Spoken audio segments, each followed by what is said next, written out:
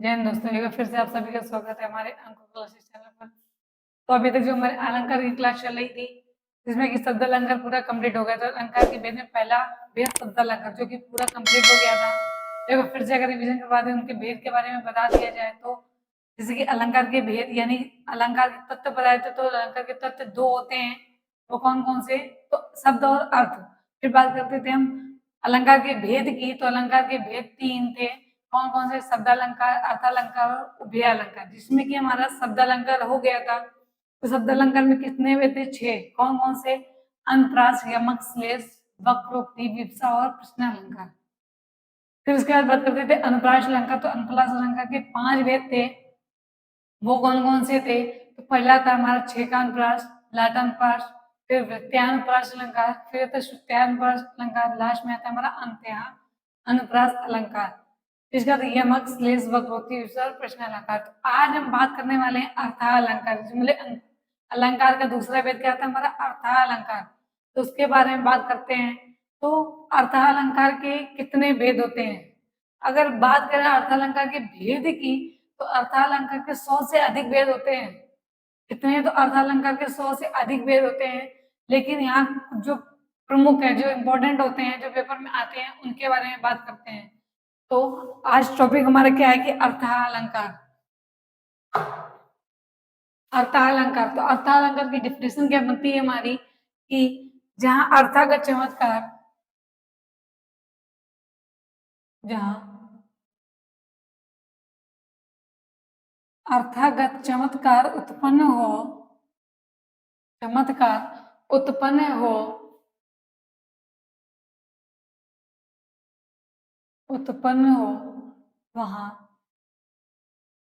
अर्थालंकार होता है। वहां क्या होता है? वहां हमारा अर्थालंकार होता है।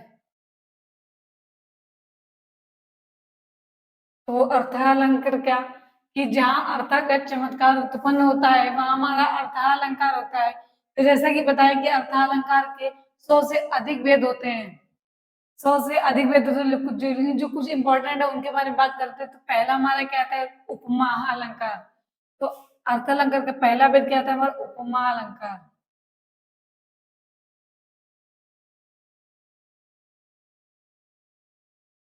उपमा अलंकार, उपमा अलंकार की डिफिनेशन क्या होती है कि समान धर्म,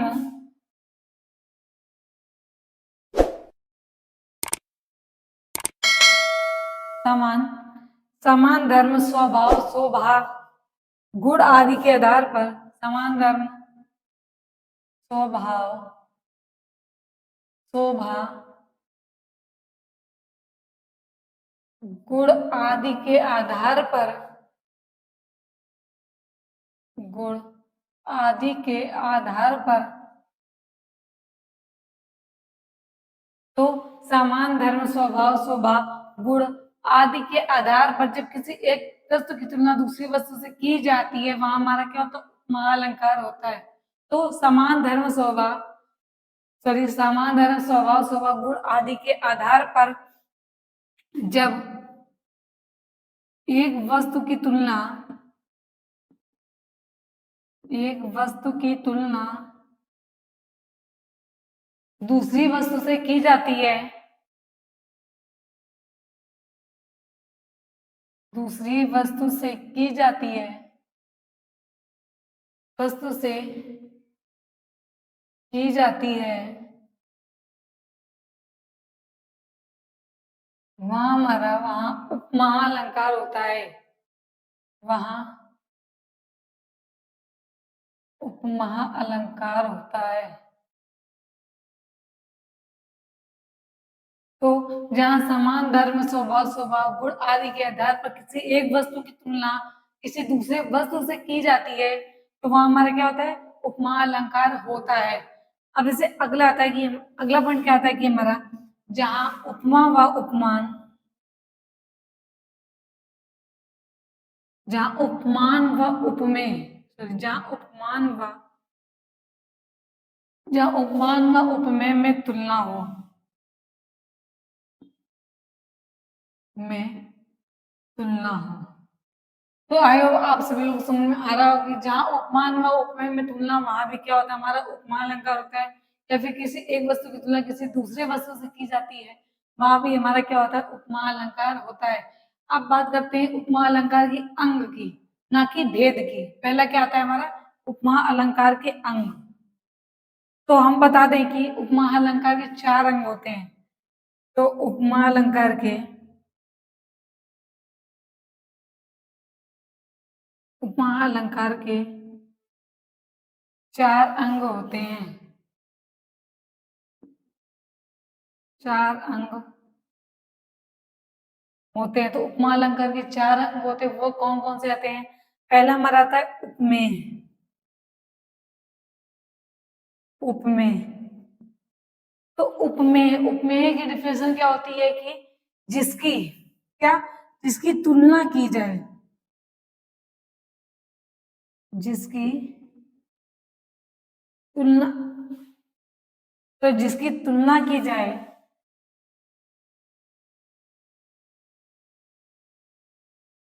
की जाए अर्थात,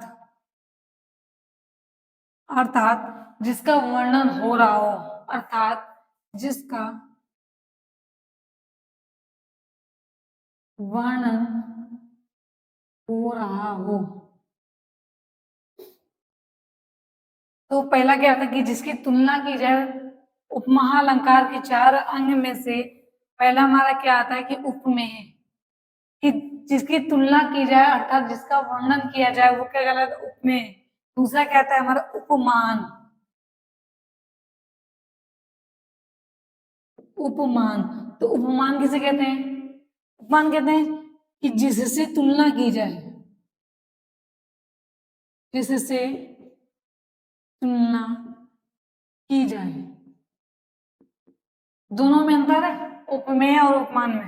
पहला हो गया उपमेय, जिसकी तुलना की जाए, मतलब कि जिसकी तुलना की जाए, और या फिर उपमान का जिससे तुलना की जाए, जिसकी तुलना की जाए, जिससे तुलना की जाए। तीसरा हमारा क्या आता है, वाचक। तीसरा हमारा क्या आता है, वाचक। वाचक की डिफिनेशन क्या होती है, जिस शब्द से,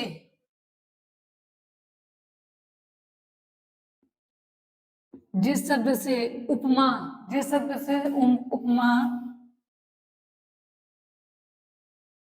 प्रकट की जाए, क्या प्रकट की जाए,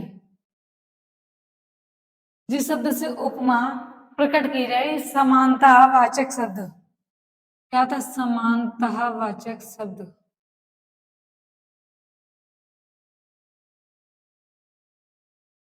समानता वाचक शब्द कौन कौन से शब्द, कुछ शब्द भी हैं, जैसे की पॉइंट्स आते हैं, जैसे कि हमारा आता है, एक हो गया सम, फिर होता है सरिस, समसदिश, सदृश्य, तुल्य, सदृश्य,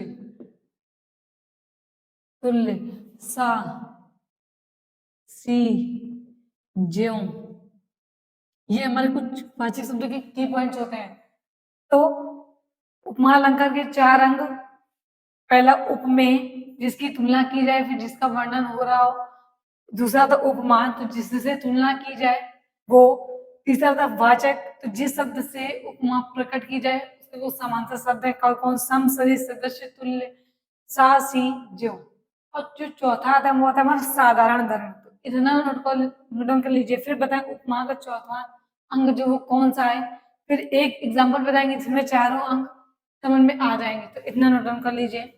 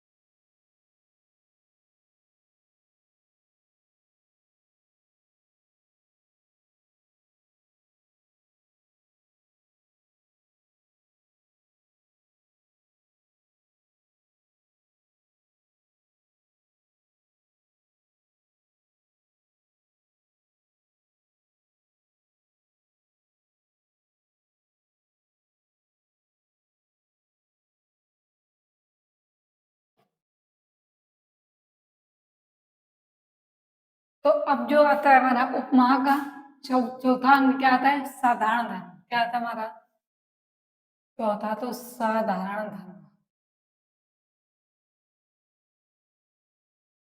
साधारण धर्म। तो इसका क्या है? जिस गुण आदि से लेकर उपमा दी जाए, क्या कि जिस गुण आदि को लेकर उपमा दी जाए, जिस गुण आदि को लेकर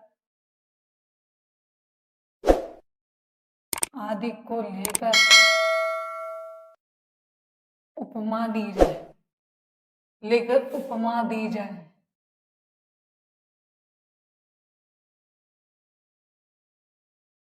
उसे क्या कहते हैं? साधारण अंग। तो उपमा के चार अंग हो गए, कौन कौन से? उपमेय, जिसकी तुलना की जाए, फिर जिसका वर्णन हो रहा हो। दूसरा क्या था हमारा? उपमान, जिससे तुलना की जाए। उपमेय, जिसकी तुलना की जाए। उपमान, जिससे तुलना की जाए। वाचक शब्द, जिससे उपमा प्रकट की जाए। और साधारण, जिस गुण आदि को लेकर उपमा दी जाए। चारों हो गए हमारे उपमा के अंग। तो अब एक उदाहरण देते हैं जिसमें चारों अंग क्लियर हो जाएंगे। जैसे आता है हमारा राम का मुख,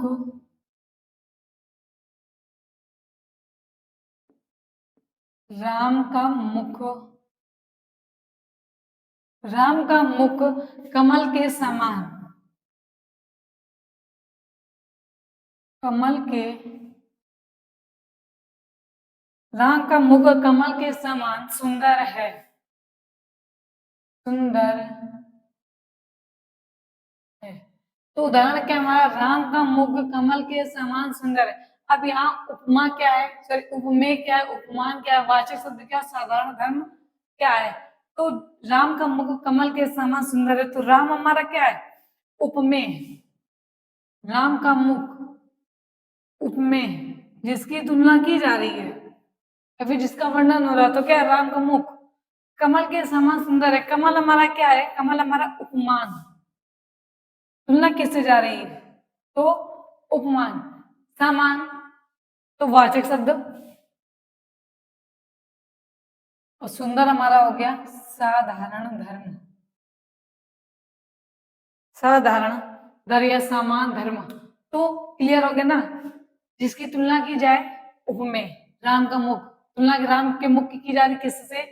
उपमान, जिससे तुलना की जाए, क्या है? कमल, उपमान हो गया। तीसरा पॉइंट क्या था? वाचक शब्द, जिससे उपमा प्रकट की जाए, तो जिसके समान, वाचक शब्द समान हो गया। और जिस गुण आदि को लेकर उपमा दी जाए, तो सुंदर, साधारण धर्म या फिर समान धर्म। तो उपमा के चारों अंग क्लियर हो गए। अब बात करते हैं हमारा जो अगला था, उपमा के भेद की। अगला पॉइंट हमारा आता है कि उपमा अलंकार के भेद।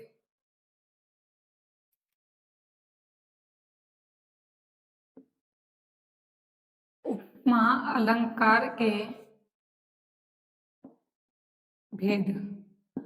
तो बता दें, उपमा अलंकार के तीन भेद होते हैं। कितने हैं? तो उपमा अलंकार के तीन भेद होते हैं। पहला कौन सा आता है? पहला आता है पूर्ण उपमा।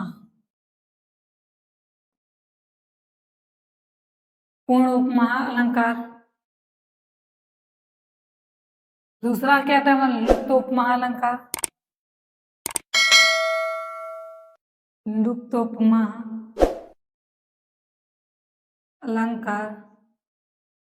और तीसरा क्या आता है हमारा? तीसरा जो आता है मालोपमा। मालोपमा अलंकार। तो अलंकार के अंग चार थे, अंग अलग हो गए, भेद अलग हो गए। उपमा अलंकार के अंग चार थे, लेकिन उपमा अलंकार के भेद कितने? तीन। कौन कौन से? पूर्ण उपमा, लुप्त उपमा और मालोपमा। अब इतना नोट डाउन कर लीजिए, फिर बताएं पूर्ण उपमा अलंकार किससे कहते हैं।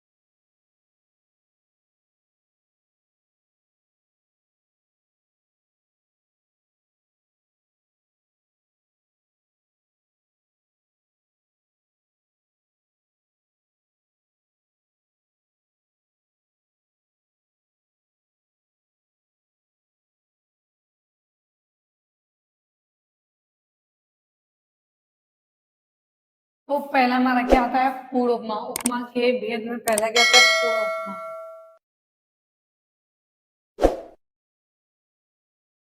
पूर्ण उपमा अलंकार। तो पूर्ण उपमा अलंकार के डिफरेंस है। पूर्ण उपमा अलंकार किसे कहते हैं? तो जिसमें उपमा अलंकार के चारों तत्व या अंग मौजूद हो। तो जिसमें उपमा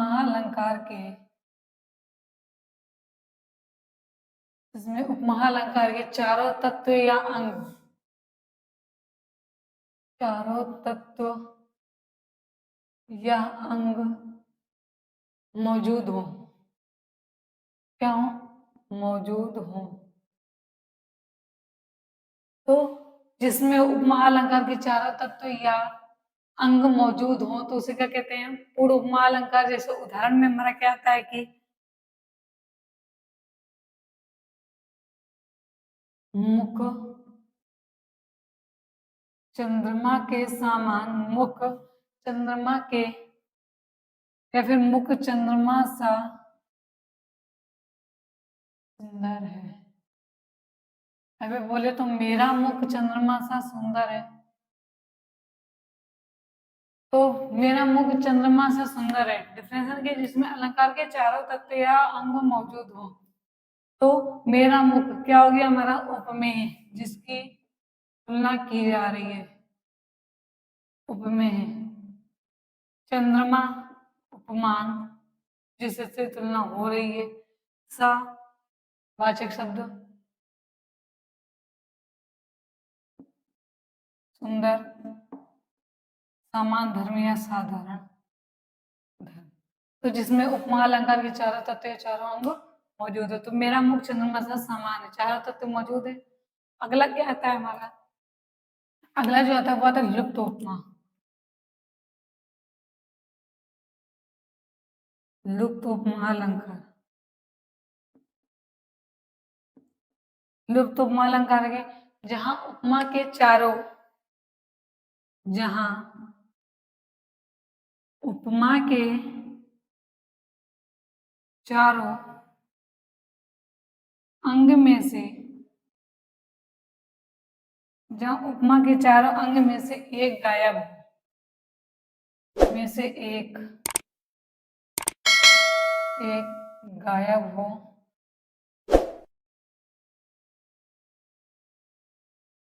तो जहां उपमा के चारों अंग में से एक गायब हो, वहां का था लुप्त उपमा।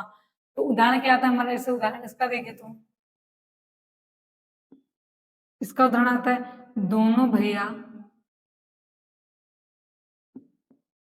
दोनों भैया मुखर राशि, दोनों भैया मुख राशि हमें लौट आके दिखाओ।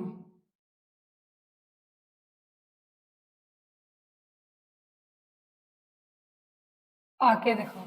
तो जहां उपमा के चारों अंग में से एक गायब हो। अब तीसरा क्या था हमारा? तीसरा था हमारा मालोपमा।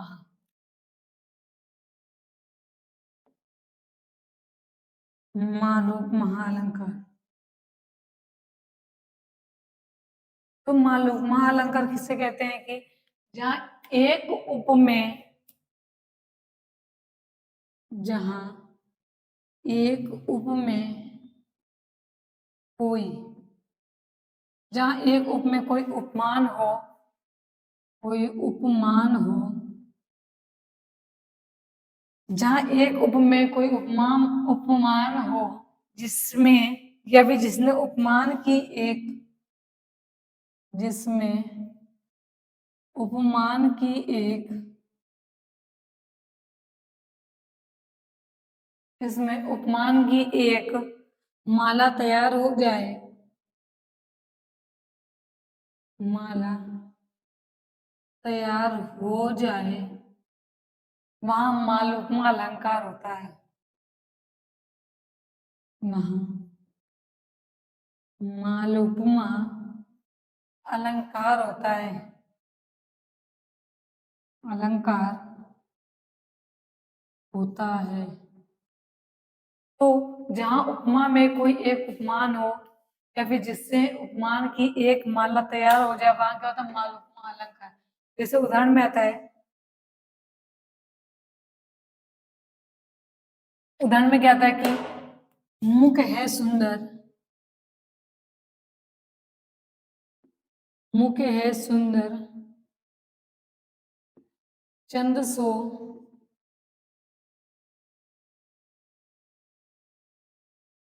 मुख है सुंदर,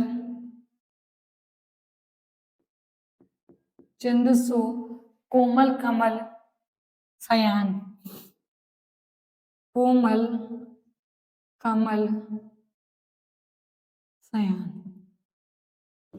तो मुख है सुंदर, चंद सो कोमल कमल सयान।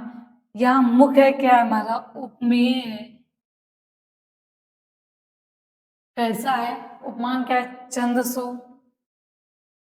उपमान, और हमारा उपमान, और कमल सयान भी क्या, हमारा उपमान ही है।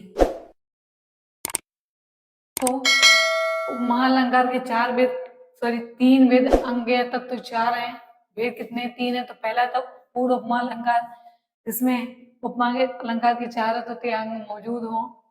तो मेरा मुख चंद्रमा सा सुंदर है, मुख हो गया उपमेय, चंद्रमा हो गया उपमान, सवाचक शब्द, और सुंदर है साधारण है। इसी तरह अगला आता है कि जहाँ उपमा के चारों अंग में से एक अंग गायब हो, तो वहां क्या था, लुप्त उपमा। नाम से समझ में लुप्त उपमा, तो दोनों भैया मुख राशि में हमें लौट आके दिखाओ।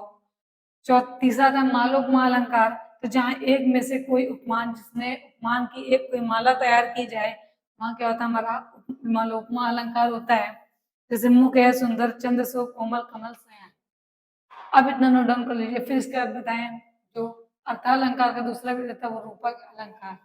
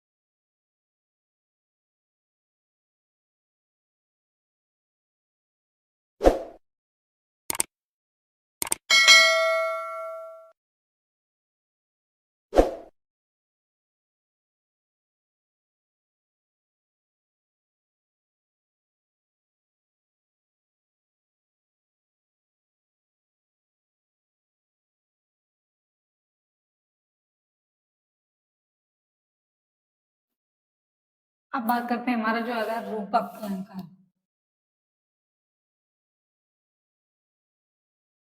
क्या था हमारा, रूपक अलंकार।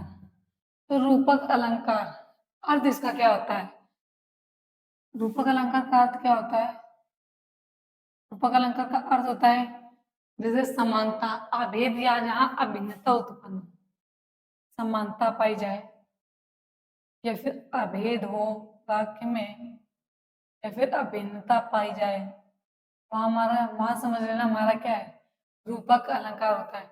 अच्छा, अर्थ तो हमारा हो गया समानता, अभेद, अभिन्नता, लेकिन रूपक अलंकार, जो रूपक शब्द है वो किस भाषा का शब्द है, तो जो हम बताते हैं कि रूपक शब्द जो है वो हमारा अपभ्रंश भाषा का शब्द है, अपभ्रंश भाषा का शब्द है। तो रूपक कैसा हमारा अपभ्रंश भाषा का शब्द है। अर्थ क्या होता है? समानता, भेद या अभिन्नता। तो इसकी डिफिनेशन हमारी क्या बनती है कि परिभाषा देख ले, जहां उपमेय को उपमान, जहां उपमेय को उपमान, जहां उपमेय को उपमान का रूप मान लिया जाता है, उपमान का रूप मान लिया जाता है, मान लिया जाता है, लिया जाता है, वहां रूपक अलंकार होता है, वहां रूपक अलंकार होता है, रूपक अलंकार होता है। तो रूपक अलंकार किसे कहते हैं? जहां उपमेय में उपमान का रूप मान लिया जाए, वहां हमारे क्या होता है? रूपक अलंकार होता है। दूसरी डिफिनेशन क्या कहती है कि जहां एक वस्तु पदार्थ, जहां एक वस्तु पदार्थ की, जहां एक वस्तु पदार्थ प्राणी की, पदार्थ प्राणी की दूसरी वस्तु पदार्थ, दूसरी वस्तु पदार्थ प्राणी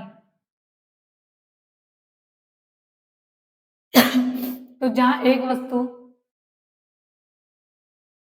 वस्तु पदार्थ प्राणी की दूसरी वस्तु पदार्थ प्राणी या गुण धर्म से, गुण धर्म जाति से, गुण धर्म जाति से, गुण धर्म जाति रंग रूप, रंग रूप आदि, रंग रूप आदि के कारण समानता, आदि के कारण समानता, आदि के कारण समानता बताई जाए, बताई जाए। वहां क्या होता है? हमारा रूपक अलंकार होता है। तो इसी में एक डेफिनेशन और बनती है हमारी। तीसरा पॉइंट हमारा क्या कहता है कि जहां, जहां उपमेय व उपमान में, उपमान में अभिन्नता प्रकट हो, अभिन्नता प्रकट हो, वहां क्या होता है? रूपक अलंकार होता है। तो रूपक अलंकार अर्थ क्या होता है? समानता, भेद या अभिन्नता। किस भाषा से लिया गया है रूपक शब्द? तो रूपक शब्द अपभ्रंश भाषा का शब्द है। तो इसकी पहली डेफिनेशन क्या कहती है? जहां उपमेय को उपमान का रूप मान लिया जाता है, वहां रूपक अलंकार होता है। या फिर जहां एक शब्द वस्तु पदार्थ प्राणी की दूसरी वस्तु पदार्थ प्राणी से गुण धर्म जाति रूप रंग आदि के कारण समानता बताई जाए, वहां भी हमारा रूपक अलंकार होगा। तो अर्थ में क्या बताइए? समानता, भेद या भिन्नता। तो यहाँ क्या समानता बताई जाए, वहां हमारा रूपक अलंकार होता है। या फिर तीसरा पॉइंट कहता है कि जहाँ उपमेय व उपमान में अभिन्नता प्रकट हो, वहां भी हमारा क्या होता है? रूपक अलंकार होता है। तो उदाहरण देखते हैं। उदाहरण हमारा पहला क्या कहता है? तो पहला उदाहरण हमारा कहता है कि बीती विभरी, बीती विभावरी जागोरी, विभावरी जागोरी, बीती विभावरी जागोरी अंबर पनघट, अंबर, अंबर पनघट में डुबो रही, अंबर पनघट में डुबो रही तारा घटा उषा नगरी।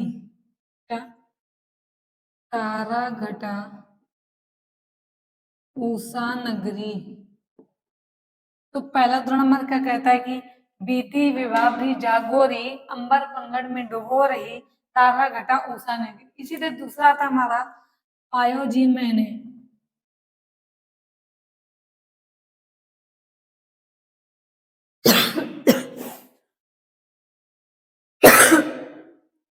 तो क्या है? पायो जी मैंने,